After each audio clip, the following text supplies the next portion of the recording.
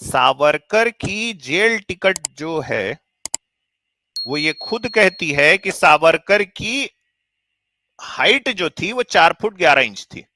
सावरकर की jail ticket diary खुद ही कहती है कि जब सावरकर को जेल हुई तो उनका वजन था 58 किलो, जब बाहर निकले तो वजन था 62 किलो। तो भाई ऐसी कौन सी इनको सजा दी जा रही थी कि 4 किलो वजन बढ़ गया आपका?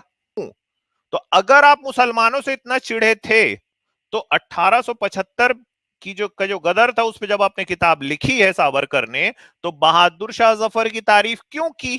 सावरकर बहादुर शाह जफर के नाम का वजीफा लेके पहुंच गए इंग्लैंड। सावरकर समग्र में ये लिखा है कि दहेज तो बड़ी अच्छी चीज होती है भाई, और दहेज लेके मैंने देखा है कि बहुत युवाओं का बड़ा भला हुआ है। तो इसलिए मैंने अपने ससुर को कहा कि मैं आपकी बिटिया से तब शादी करूंगा जब आप मुझे इंग्लैंड में पढ़ने के लिए भेजोगे। तो भाई आपने नाखूनों से अगर खुरच की कविताएं लिखी हैं मराठी में, तो ये उर्दू में कविता कैसे लिख दी सावरकर मियां ने अपनी जेल डायरी में? ये सावरकर की जेल डायरी है भाई।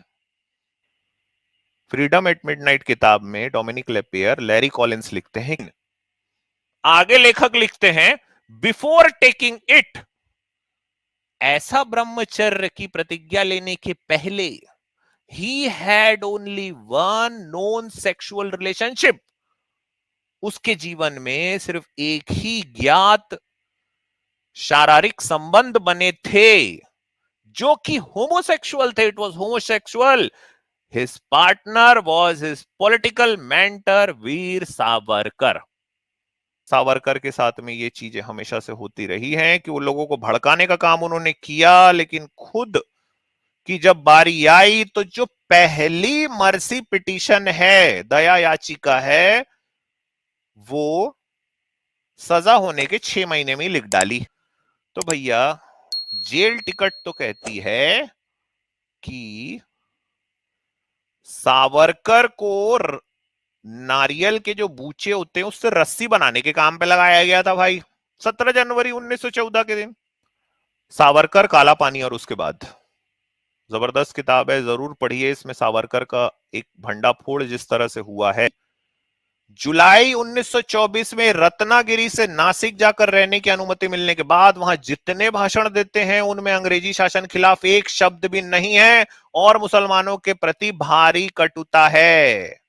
भारत एक समग्र देश नहीं है सावरकर कह रहे हैं, बल्कि ये दो अलग अलग देश हैं। तो जो जिन्ना की 1940 की लाहौर डिक्लेरेशन थी उसके 3 साल पहले ही सावरकर ने ये कह दिया था कि भारत दो अलग अलग हैं, एक है हिंदू भारत, एक है मुस्लिम भारत, और ये दोनों एक साथ नहीं रह सकते।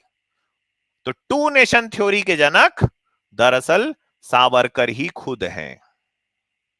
कि निरंजन टाकले का ये कहना है कि मार्गरेट लॉरेंस नाम की एक महिला थी, उसका इस्तेमाल अंग्रेजों ने हनी ट्रैप के रूप में किया।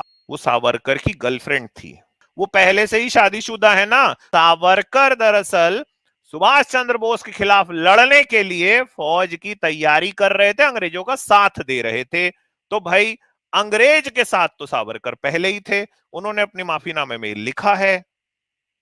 तो शत्रु कौन है? तो शत्रु वो दुश्मन है मुसलमान जिससे लड़ने के लिए, या यो कहें जिन पर सांप्रदायिक दंगों में हमले के लिए दलित आदिवासियों की ये सेना बेहद जरूरी थी। मैं अंग्रेज सरकार का बिछड़ा हुआ बेटा हूं। ये लिखने वाला सावरकर जब जेल से छूटता है तो 60 रुपए पेंशन पाता है। एक किताब लिखी है छद्म नाम से, और उसमें पहली बार सावरकर ने अपने नाम के आगे लगा दिया वीर।